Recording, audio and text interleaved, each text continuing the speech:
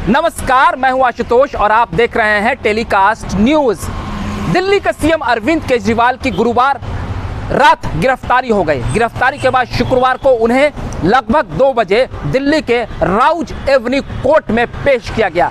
पेशी के बाद ईडी ने उनके लिए 10 दिनों की रिमांड की पेशकश अदालत में की और अदालत में जो है फैसला अभी लिया जा रहा है। हम जिस वक्त ये वीडियो बना रहे हैं उस वक्त तक फैसला सुरक्षित रखा गया था, थोड़ी ही देर में फैसला आ जाएगा। दरअसल 28 पेज की जो है एक चार्जशीट जो है वो ईडी ने अदालत में पेश की और अरविंद केजरीवाल की तरफ से भी बचाव पक्ष में 3 वकीलों ने अपनी दलीलें पेश की, जिसमें कांग्रेस के वरीय नेता अभिषेक मनु सिंघवी भी एक वकील थे।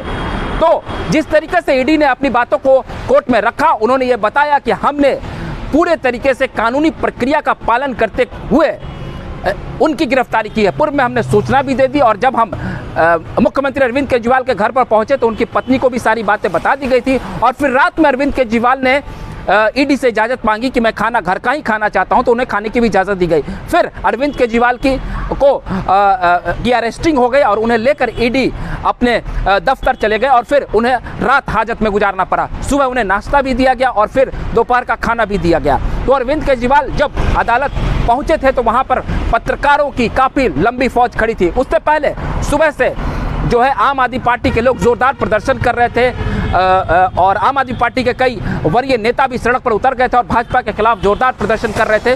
तो उनकी भी गिरफ्तारी उनको हटाने के लिए पुलिस ने की थी। तो जब अरविंद केजरीवाल अदालत लगभग 2 बजे पहुंचे थे शुक्रवार की दोपहर, तो अरविंद केजरीवाल ने कहा कि मैं हमेशा देश के लिए लड़ता रहूंगा, चाहे अंदर रहूं या बाहर। उनका ये वीडियो काफ़ी वायरल भी हो रहा है। लेकिन मैं आपको सबसे खास बात बता दूं कि अरविंद केजरीवाल की गिरफ्तारी के बाद कांग्रेस ने भाजपा पर जोरदार हमला बोला है और इंडिया गठबंधन के कुछ नेता कांग्रेस के नेतृत्व में चुनाव आयोग के पास भी चले गए और उन्होंने ये शिकायत किया है कि ये गैर कानूनी प्रक्रिया है। चुनाव के वक्त विपक्ष की आवाज़ को दबाने के लिए अरविंद केजरीवाल की गिरफ्तारी की गई है। लेकिन मैं आपको बता दूं कि कांग्रेस ने पूर्व में जिस आबकारी घोटाले में अरविंद केजरीवाल की गिरफ्तारी की गई है उसके खिलाफ कांग्रेस ने भी आप कह सकते हैं कि एक आवेदन दिया था और उन्होंने शिकायत दर्ज की थी।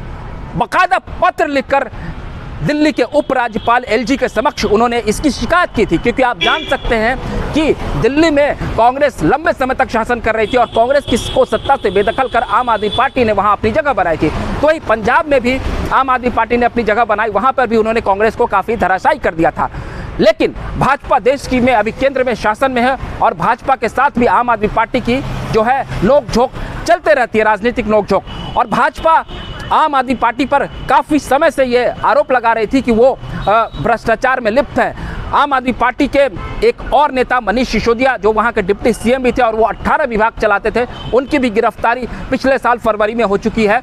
और पिछले साल अक्टूबर के महीने में संजय सिंह जो उनके पार्टी के एक और वरीय नेता हैं और अभी राज्यसभा सांसद फिर बन गए हैं, उनकी भी गिरफ्तारी है, वो भी जेल में है। और उससे पहले सत्येंद्र जैन भी आम आदमी पार्टी के एक नेता हैं, वो भी गिरफ्तार है। तो कुल मिलाकर ये 4 बड़े नेता जो है आम आदमी पार्टी के, वो फिलहाल कानूनी चक्कर में पड़े हुए हैं। मनीष सिसोदिया, सत्येंद्र जैन और फिर संजय सिंह, ये तीनों सलाखों के पीछे हैं। और अब अरविंद केजरीवाल को 10 दिनों की रिमांड पर लेने के लिए ईडी ने जो चार्जशीट दायर किया है, ईडी ने अदालत में एक सबमिट किया है उनके खिलाफ सबूत और उनके खिलाफ जो है एविडेंस बताया है। जो कानूनी जानकार है वे बताते हैं कि ईडी जो है इफ और बट वाली स्थिति को वहां प्रस्तुत नहीं करती है। उसके पास जो ठोस सबूत होता है उन सबूतों को पेश किया गया है 28 पन्ने में।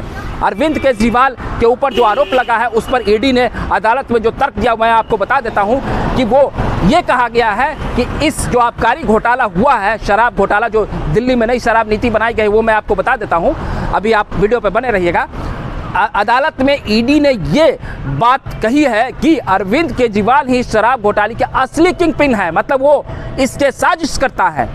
अब मैं आपको ये बता देता हूं कि अरविंद केजरीवाल साजिश करता कैसे हैं। दिल्ली में 2021 में 17 नवंबर को नई शराब नीति लाई गई और इस शराब नीति के तहत जो बड़े बड़े शराब कारोबारी हैं उनको लाभ पहुंचाने के नियम बनाए गए। दिल्ली में पहले 60% जो शराब के लाइसेंस दिए जाते थे वो सरकारी होते थे और 40% प्राइवेट होते थे, लेकिन अरविंद केजरीवाल ने पूरा 100% इसे प्राइवेट कर दिया। और जो 25 लाख रुपए देकर आप शराब बेचने का लाइसेंस ले सकते थे, उसको अरविंद केजरीवाल ने उसकी रकम बढ़ाकर 5 करोड़ कर दी। इससे आप सीधे तौर पर समझ लीजिए जो छोटे कारोबारी होंगे वो इसे लेने की स्थिति में नहीं रहेंगे, तो बड़े कारोबारी लेंगे, लोग सीमित हो जाएंगे, उन्हें बड़ा मुनाफा होगा। इसके बदले में अरविंद केजरीवाल पर 100 करोड़ रुपए लेने का भी आरोप लग रहा है। और साउथ की जो के चंद्रशेखर राव की बेटी है के कविता, वो भी इसमें शामिल थी। वो और अरविंद केजरीवाल ने मिलकर इस साजिश को अंजाम दिया और पार्टी के और नेता मनीष सिसोदिया और संजय सिंह, तो के कविता के साथ जो साउथ की लॉबी है वहाँ पर के लोगों को भी लाइसेंस दिया गया। और जो अरविंद केजरीवाल ने एक मोटा मुनाफा कमाया था, वो गोवा के चुनाव में उन पैसों को खर्च किया गया, ऐसा ईडी ने उसमें तर्क दिया। और ईडी ने अदालत में ये बातें बताई है कि अरविंद केजरीवाल के पार्टी के ही कुछ लोग थे, अरविंद केजरीवाल ने उस बात को मतलब स्वीकार भी किया था। उनके लोगों को, एजेंसी के लोगों को के तहत अरविंद केजरीवाल के ही कुछ करीबी जो थे उनको एजेंसी के तहत भी लाभ पहुंचाया गया है। कुल मिलाकर अभी ईडी का ये शक है कि 200-300 करोड़ का ये जो मामला है, अरविंद केजरीवाल को नई शराब नीति के एवज में एक बहुत बड़ा मुनाफा दिया गया है। तो कुल मिलाकर देखा जाए कि इस पूरे मामले पर अरविंद केजरीवाल फंसते हुए नजर आ रहे हैं।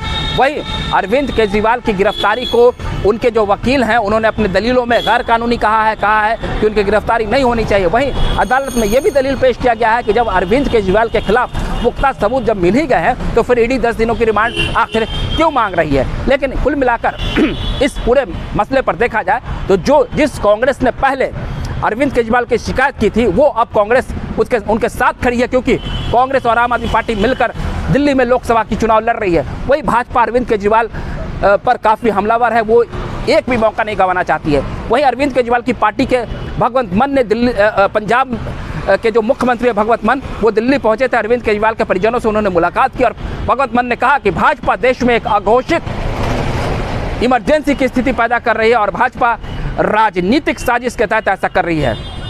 तो कुल मिलाकर पूरा जो विपक्ष है वो भाजपा को घेरने में लगा हुआ है। वहीं भाजपा कह रही है कि जो भ्रष्टाचार करेगा वो नहीं बचेगा। आपको हमारा ये वीडियो अच्छा लगा हो तो उसे प्यार देने के लिए बार हम फिर नए वीडियो के साथ हाजिर रहेंगे। तब तक के लिए आप हमें इजाजत दीजिए। बहुत बहुत धन्यवाद।